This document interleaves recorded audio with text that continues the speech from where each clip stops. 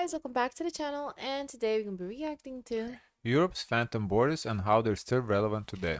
Take a look at this map of Poland. It's from a few weeks ago, and each color shows us where one of the two parties won in the last election. What's interesting is that the differences aren't where they usually are. Sure, the typical rural versus urban difference exists.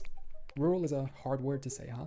But another key one does too, one that follows almost exactly the old imperial border that once divided the Polish lands within the German Empire to those under the control of Russia and Austria. This isn't a unique case to Poland. Europe, with its millennia-long history, has a lot of these. To use another almost identical example, Romania recently had its presidential election, and the party split follows once again the old border of the Austro-Hungarian Empire. Germany's Berlin Wall fell decades ago, but the East-West divide is still evident, not only in electoral results, Yeah, we but saw this in a about ton Germany. of economic We did a whole video about Germany's border like this. and social indicators. So in this video, we are going to find out about a few of these phantom border examples in Europe. I like his animation.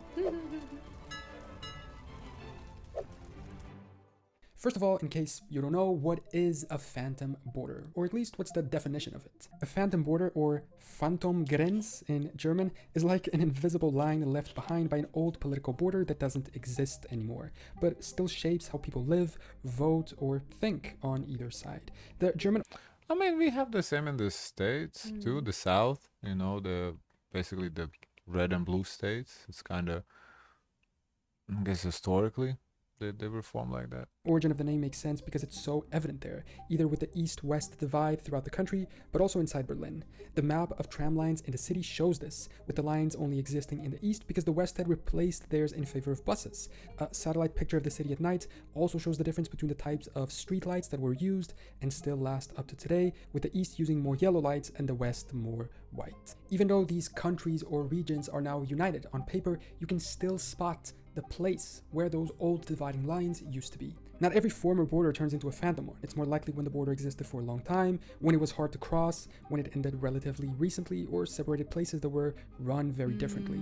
So let's go through 5 of those examples that I think cover all the bases for these cases. We're going to look at Poland, Romania, Germany, Italy, and Belgium. Poland is the poster child for phantom borders. In fact, it's so iconic in this respect that you could probably chart all Polish election results without knowing the history and still end up accidentally drawing the outlines of the 19th century empires that used to control it. Here is a history crash course. Between the late 18th century and World War I, Poland didn't exist as a state. It was instead partitioned 3 times by its hungry neighbors, one of them actually Hungary because it was Austria-Hungary. The other 2 were Russia and then Prussia, later Germany. Each part was absorbed into its respective empire and governed accordingly for more than a century. It's a long time for institutions, education systems, religious structures, and even postal services to leave their mark. If you fast forward to modern times, despite reunification and decades of being one country, again, voting patterns in Poland still reflect those old imperial divisions. The former Galician-Austrian zone in the south tends to support more centrist parties, the Russian zone in the east leans conservative and more traditionalist, and the Prussian or German zone in the west seems to be more pro-European and liberal. It's like people still subconsciously think that they're living under different empires. It's weird and kind of impressive. It's a reminder that political cultures don't just reset because someone redraws the lines, even if 100 years have gone by. Romania has a similar story. It too was historically divided between empires. The eastern region of Moldova and the southern region of Wallachia were under Ottoman influence for centuries, then becoming independent, while Transylvania belonged to the vampires. No, it was the Austro-Hungarian Empire. These areas were only united into modern Romania in stages, culminating in the early 20th century, but culturally and institutionally, they came from very different places. And today, these differences haven't completely melted away. I'm melting a little bit from how warm it is right now. In national elections, voting preferences still tend to fall along the lines of those old imperial divisions. Transylvania, with its Austro-Hungarian legacy of more robust local governance and infrastructure, often leads towards liberal, reformist, or pro-European parties. After all, a good amount of ethnic Hungarians still live there today. Meanwhile, Moldova and Wallachia, shaped by different historical trajectories and long-standing socioeconomic challenges, often vote for more conservative and populist candidates. And the divide isn't just political either. It pops up in attitude towards corruption, trust in public institutions, even how Well, right, but you know, those attitudes about like the mentalities, I guess, that people have, it reflects on the policies. So if people are more religious, they're going to be more conservative, and they're going to vote for the conservative parties. So it's that type of thing. how people view the state itself. People in Transylvania tend to expect more from the government because they've historically been used to, well, having a functioning one. In contrast, in the East, expectations are lower and skepticism. And also things like that, like belief, like views on corruption, stuff like that. It's passed to children too. Like you tell your kids, it's like, oh, don't worry about it, nothing you can do about it anyway. Like, oh, Mm. you can't change it, don't go voting because it's everything is is predetermined already. And the kids grow up, they don't go voting because they don't believe they can change the system. They Mm. don't. So then they tell their kids the same thing. Oh, don't go voting. It's already, all the politicians are corrupt anyway. They get paid pocket money. So and as the cycle continues, so it's yeah.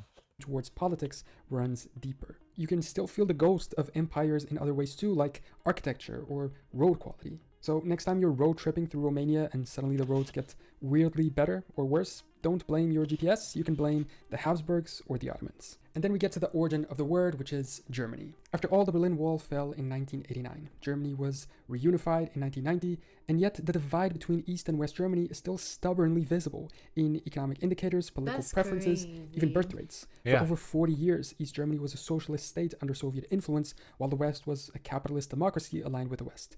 These weren't just ideological differences, they were systems that shaped education, work, travel, even what brands of chocolate you could buy. A fun fact, East Germans were deprived from eating Kinder. That's gotta leave some type of psychological scar. Even now, more than 3 decades later, wage levels are still lower in the East.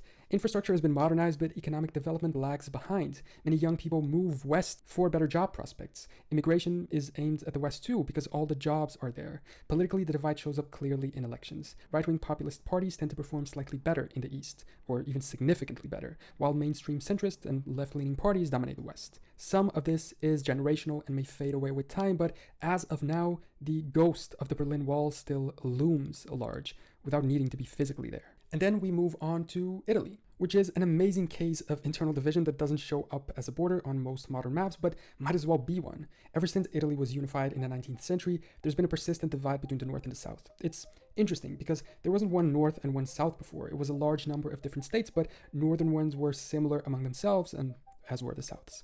The I north thought it was also industrialized because it's rapidly. like a mountain that passes through. Could be, yeah. It became richer, more But I think mountain is what may have separated the kingdoms. Because fuck it, I don't want to cross this mountain to capture the land. urbanized and economically integrated with Central Europe. But the South, historically more rural and agricultural, lagged behind, and despite a lot of investment, that divide hasn't really closed. Some people refer to the North as another country. There's even some political parties that have historically advocated for the North's independence and secession from the rest of Italy. Phantom borders are shown in GDP per We have that capita, here in the unemployment, States, too. infrastructure quality, and of course voting behavior. So even though Italy is one of Europe's most romanticized countries, maybe because we're all such big fans of their food, internally it's more like a tense marriage where each partner has a very different idea of what is for dinner. And then we have Belgium, the only country where a political deadlock lasted for 541 days. Belgium is officially a federal state with 3 regions: Flanders, which speaks Dutch, Wallonia, which speaks French, and Brussels.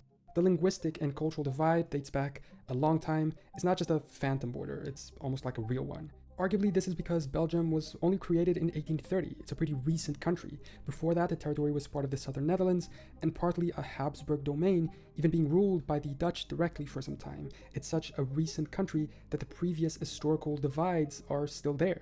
Politics, media, education, even sports team are mostly separated by language lines. Some people in Wallonia want to join France, some people in Flanders want to be independent or join the Netherlands. It's just a drastic division between the two countries because of those old medieval cultural borders. So those are some of Europe's phantom borders, and I wonder with Belgium, are there like culturally, like historically Belgians? Because Yeah. if they don't have their own language, speak Yeah, French, it's like have no identity. yeah, do they have the identity? And I'm not talking about Mm. Belgian waffles and Belgian chocolate, like Yeah. actual identity for them to be like a separate state. Why? Mm. Because there's like Lithuanians are independent, Latvians are independent, Estonians are, because they have their own languages, they have their own cultures. But when a country does not have their own language, it's kind of like, why are you a separate country? You know.